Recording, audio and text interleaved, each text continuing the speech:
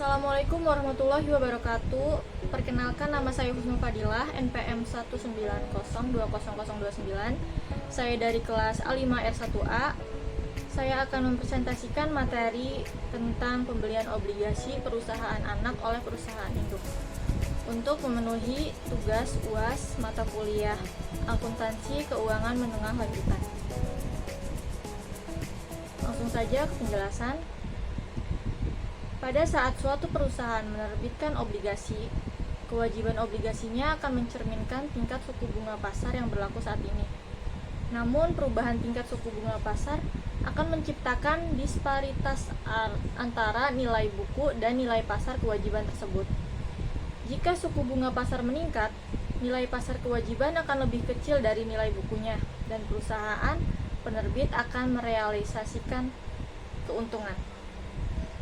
Hal ini berarti bahwa obligasi ditarik untuk tujuan laporan konsolidasi, karena investasi obligasi dan utang obligasi perusahaan induk serta perusahaan anak bersifat resiprokal yang harus dieliminasi dalam proses konsolidasi.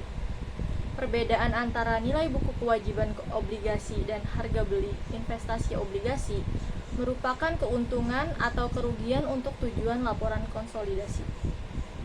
Selanjutnya, keuntungan dan kerugian obligasi antar perusahaan.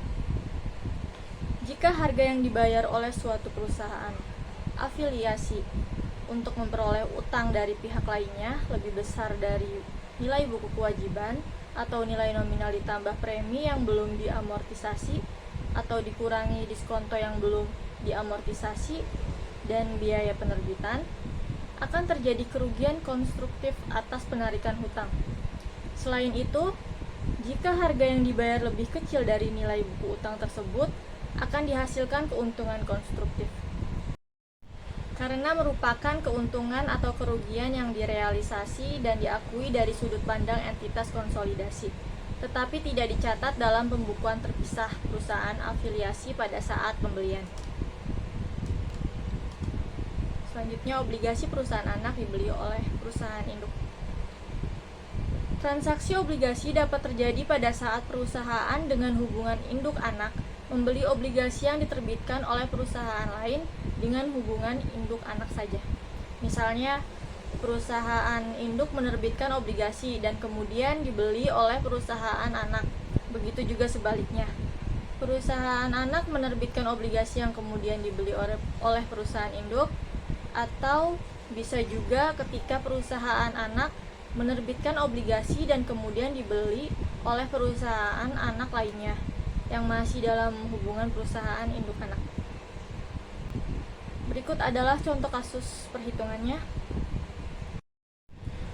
Pro Corporation memiliki 90% saham biasa berhak suara Sky Corporation. Kepemilikan Pro dan Sky tersebut dibeli beberapa tahun yang lalu pada nilai bukunya seharga $9.225.000. Modal saham Sky adalah $10 juta dan laba ditahannya adalah $250.000 pada tanggal akuisisi.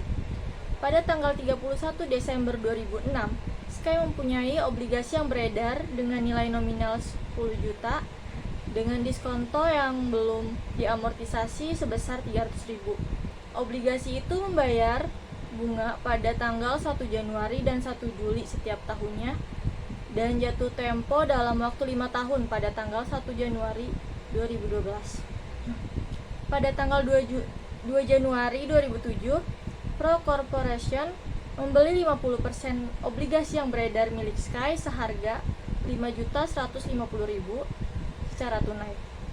Transaksi ini merupakan penarikan konstruktif dan menyebabkan kerugian sebesar $300.000 dari sudut pandang entitas konsolidasi, karena kewajiban sebesar $4.850.000 atau 50% dari nilai buku obligasi $9.700.000 ditarik dengan biaya $5.150.000. Kerugian tersebut dibebankan ke Sky Corporation menurut teori bahwa manajemen perusahaan induk bertindak sebagai agen bagi Sky, yaitu perusahaan penerbit pada semua transaksi obligasi antar perusahaan. Selama tahun 2007, Sky mencatat beban bunga 1.060.000 atau nominal 10 juta dikali 10% ditambah amortisasi diskonto sebesar 60.000. Dari beban bunga ini sebesar 530.000 berhubungan dengan obligasi antar perusahaan. Pro mencatat pendapatan bunga dari investasinya dalam obligasi selama tahun 2007 sebesar 470.000.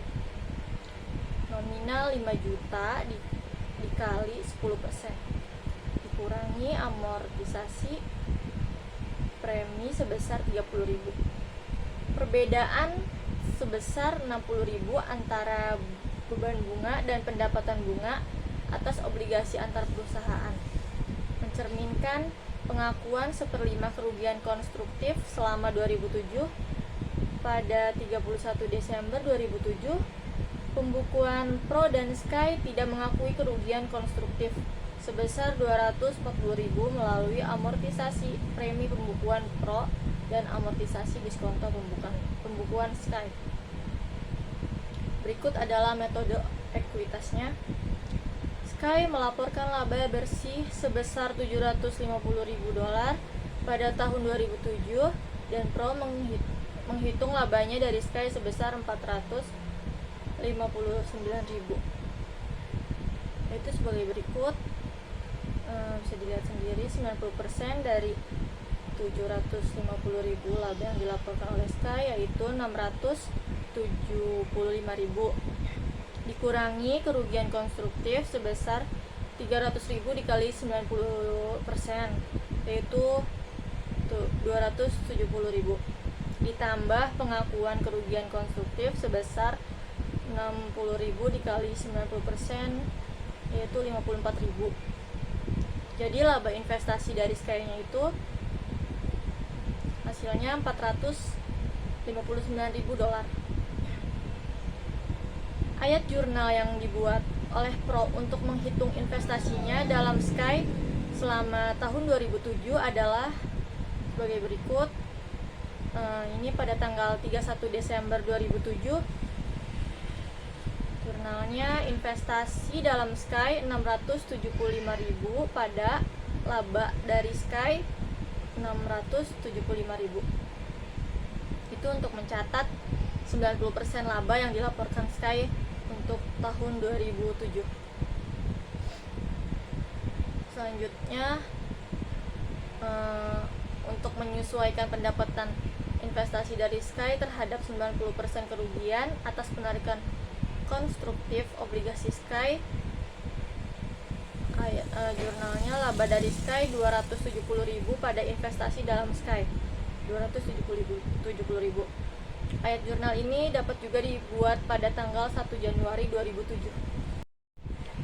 Untuk menyesuaikan laba investasi dari Sky terhadap 90% dari $60.000, pengakuan bagian per bagian kerugian konstruktif atas obligasi Sky selama tahun 2007. Itu jurnalnya investasi dalam Sky 54.000 pada laba dari Sky 54.000. Jadi 54.000 itu dari 90% dari 60.000. Pada tahun-tahun di masa depan hingga jatuh tempo obligasi, Pro menghitung laba dari Sky dengan menambahkan $54.000 setiap tahunnya ke bagian Pro atas laba yang dilaporkan oleh Sky. Untuk tahun-tahun selanjutnya hingga saat jatuh tempo obligasi tersebut, laba Pro dari Sky dihitung dengan menambahkan $54.000 setiap tahunnya pada Pro atas laba yang dilaporkan oleh Sky. Saldo akun investasi Pro dan Sky pada tanggal 31 Desember 2007 adalah sebesar $10.584.000. Saldo ini sama dengan nilai buku tercatat investasi Pro pada Sky pada tanggal 1 Januari 2007 ditambah dengan laba investasi dari Sky untuk tahun 2007 sebesar $459.000. Berikut jurnalnya investasi pada Sky tanggal 1 Januari 2007. menghitungnya dengan cara dari 11.250.000 dikali 90%-nya, yaitu 10.125.000, ditambah laba Sky 459.000. Jadi hasilnya investasi pada Sky-nya itu 10.584.000. Kerugian konstruktif sebesar $300.000 atas obligasi antar perusahaan tampak dalam laporan laba rugi konsolidasi untuk tahun 2007 karena obligasi Sky dengan nilai nominal 5 juta dengan nominal persen 5 juta telah ditarik secara konstruktif. Maka neraca konsolidasi menunjukkan hutang obligasi sebesar 5 juta dan disagio atas obligasi sebesar $120.000 berhubungan dengan obligasi yang dimiliki oleh pihak luar entitas yang dikonsolidasikan. Sekian dari saya, kurang lebihnya mohon maaf. Wassalamualaikum warahmatullahi wabarakatuh.